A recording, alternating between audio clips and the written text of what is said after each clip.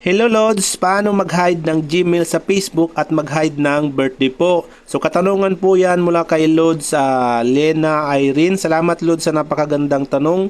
Napakaganda talaga ng tanong nito mga Lodis. So actually dapat din natin itong gawin sa ating mga Facebook. Dapat po nating i-hide yung ating mga information na ito. Kasi alam nyo po ba, ang mga information na to, Gmail, birthday, number, dapat po pina-private po natin yan or hindi po natin yan pinapakita in public.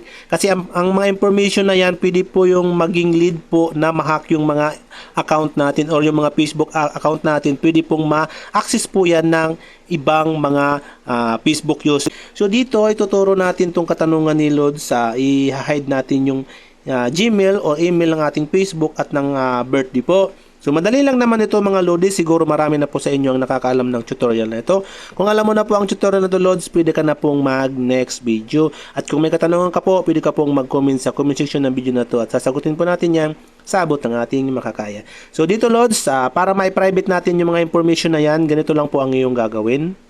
Siyempre, i-open lang natin yung ating mga Facebook. And then pagdating dito sa Facebook, punta tayo dito sa tatlong slash. Ayan. And then pagdating po dito, scroll up lang po natin, punta tayo dito sa setting in privacy.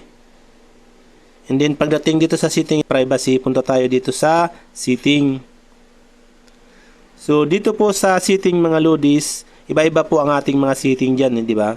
So dito kung hindi po ganito ang setting nyo sa akin Lodis, pwede nyo pong i-search ang personal information or personal info. So minsan naman po andito po siya sa account center, i-click nyo po yung account center and then i-click nyo po yung personal details. So marami pong paraan para po ma-hide or may private po ang ating email at birthday ng ating mga Facebook. So dito po ako pupunta, dito tayo pupunta sa pinakamadaling gawin. So dito po sa privacy checkup, hanapin nyo lang po yan, andyan po yan sigurado sa inyong mga setting or i-search nyo din po dyan. Open nyo lang po. And then, ganito po ang lalabas niyan, privacy checkup. Pupunta po tayo dito sa who can see what you share. Ayan po, i-click nyo po yan. So, dito po, i-click lang po natin tong continue. And then, dito po, lalabas po ito, personal information.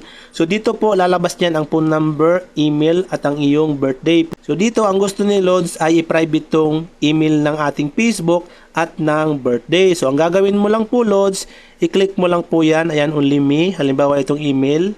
Click mo. And then, i-click mo lang po yung only me. Kasi po sa akin, naka-only me na siya. Kasi po, pina-private ko talaga ang information na to mga Lodis. Kasi po, pwede pong ma-access yung mga Facebook natin kung itong information na to Lodis ay naka-public po. Yan. Kailangan po naka-only me siya. And then, ito po sa iyong birthday, kailangan din po, i-click mo din po yan. Kailangan po ay naka-only me din siya. Ayan po, kailangan po ay naka-only me po yan. Pwede rin po nyo i-only me yung phone number kung mayroon po kayong phone number. Kasi po, maganda po naka-private din po yan. Pag nakaset up na po yan sa only me, ibig sabihin po yan ay naka-hide na po yan. Ikaw lang po ang makakakita niyan. Hindi po yan makikita ng mga friends mo sa Facebook at kung sino man pong magbibisit sa inyong Facebook account. I-next mo lang po. And then dito kayo na po bahala yan kung gusto nyo mag-adjust kung naka-public po ba yan or hindi po. I-next mo lang po. And then dito, makikita mo po yung mga binlock mo. Kayo na po bahala. I-click nyo lang po yan kung gusto nyo i-unblock yung mga binlock nyo sa Facebook or kung gusto nyo makita kung sino yung mga binlock nyo sa Facebook. I-next mo lang po. And then, lalabas po dyan, you all set. Ibig sabihin po, pag ganyan na po, okay na po yun mga Lodis. Naka-private na po or naka-hide na po yung information na yon, yung email at yung birthday ng iyong mga Facebook mga Lods. So ganun lang po Lods ang gagawin mo. Sana po natulungan kita. Kung may gusto ka pong itanong, i-comment mo po sa comment section ng video na to at sasagutin po natin yan sa abot ng ating makakaya. Hanggang sa muli, much love, God bless.